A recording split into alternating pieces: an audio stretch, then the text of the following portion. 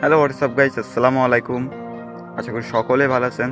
তো গাইস, আপনাদের দোয়া এবং ভালোবাসায় আর আল্লাহর রহমতে আমি অনেক বেশি ভালো আছি।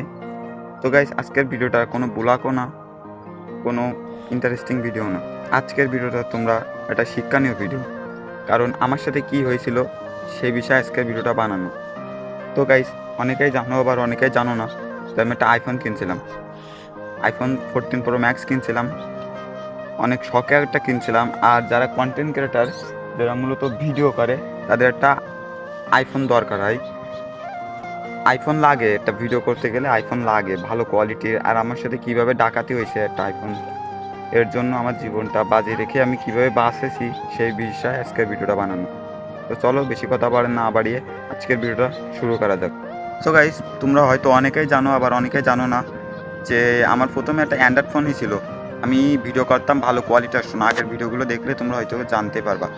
এর জন্য আমি ভাবছিলাম একটা আইফোন কিনি। আমি জোর করে বাসা থেকে একটা আইফোন কিনছিলাম। তা বড় কথা, দুঃখের কথা যে ওইটা আমার সাথে একটা ডাকাতি হয়ে গেছিলো।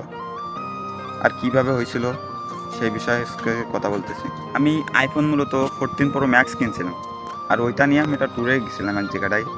আমার এখান থেকে অনেক দূরে ট্যুরে গেছিলাম। আমি ওতে বুলাকও করেছিলাম, কিন্তু মাঝপথে হঠাৎ 5-6 জন এসে আমাকে গাড়ি আটকায়।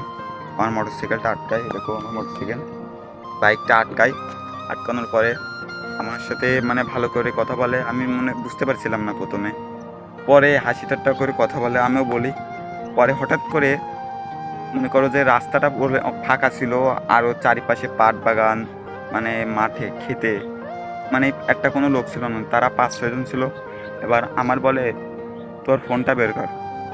আমার ব্লগ চলতেছিল, এটা হঠাৎ করে আমি ফোনটা পকেটে রাখি। এখন তারপরে বলে, তোর ফোনটা বের কর। আমি ফোনটা ভয়তে ভয়তে বের করি। তারপরে ফোনটা নিয়ে নেয়। তারপরে বলি, ফোন দেন। তারপরে দেখি ওরা তোমার ছুরি বের করে, ছিনতাই করতে গেলে যতগুলো লাগে সবগুলো ওইসব বের করে। গুলিও ছিল তাদের কাছে, গুলি বের করে।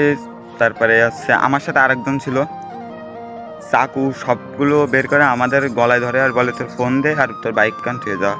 তা আমি যেমন তেমন করে আমার বাইকটা আমি নিয়ে আসতে পারি, আর 14 প্রো ম্যাক্সটা নিয়ে নেয় সে। আমি অনেক শখে কিনছিলাম, বাসা থেকে রাজি ছিল না, আমি অনেক কষ্টে কিনছিলাম।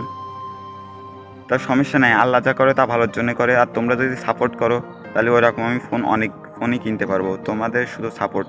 আর একটা কথা বলি, তোমাদের চ্যানেলে কিন্তু আমার অনেক শখ যে আমি একজন কন্টেন্ট ক্রিয়েটর হব। তো আশা পূরণ হবে কিনা জানি না। তোমরা যদি সবাই ভালোবাসা দাও এবং আমাকে যদি ভালোবাসো, আমি ওরকম অনেক ফোন কিনতে পারবো। আর আমার স্বপ্ন আমি পূরণ করতে পারবো।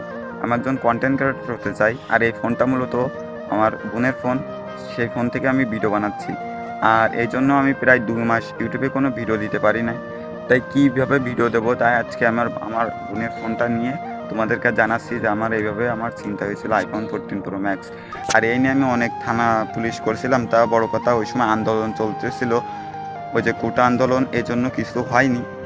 তো মানুষ চিনতে পারছি, আসলে মানুষ কীভাবে চেনা যায় সেই বিষয়ে বুঝতে পারছি। যদি কোনো কষ্টেরটা কাজ থেকে, তা সেটা হলো মানুষ চেনা। আসলে আমি বুঝতে পারছি কীভাবে আমার সাথে একটা কাহিনী ঘটে গেছে ভাই, সেটা আমরাই জানি। তো সবাই একটু আমার সাবস্ক্রাইব করে দেবেন চ্যানেলটা, আর ভালোবাসা দেবেন। আর আমি ফানি ভিডিও নিয়ে আসার চেষ্টা করতেছি। যদি ফোন কিনতে পারি তাহলে নিয়ে আসবো। আর এই ফোনে একটা ভিডিও করার চেষ্টা চিন্তা ভাবনা আছে মাথায়। তার ভিডিও হলো 3 বলদ, এরকম একটা ভিডিও হবে, ফানি ভিডিও। সে একটা ভিডিও আনবো। তো গাইস, সবাই আমার জন্য সাপোর্ট করবেন। আর আল্লাহ যা করে তা ভালোর জন্য করে। আমার ফোন গেছে তাতে আমার কোনো সমস্যা নেই, আমার জীবনটা তো বাঁচতেছে, আমার গাড়িটাও তো বেঁচে গেছে, আমার জীবনটাও বেঁচে গেছে, এই আর কি। আর তোমরা যারা বাইক ট্যুরে মুড়ে যাও, কোথায় ট্যুরে মুড়ে যাও, একটু সাবধানতায় কাজ করবা। রাস্তায় কেউ দাঁড় করলে কখনো দাঁড়াবো না। তো আজকের ভিডিওটা এই পর্যন্তই। যদি ভালো লাগে অবশ্যই লাইক কমেন্ট সাবস্ক্রাইব করে দেবা। আর দুঃখের কথা কী বার বলবো, সবাই একটু সাবস্ক্রাইব করে দেবা আর ভালোবাসা দেবা। টেক লাভ।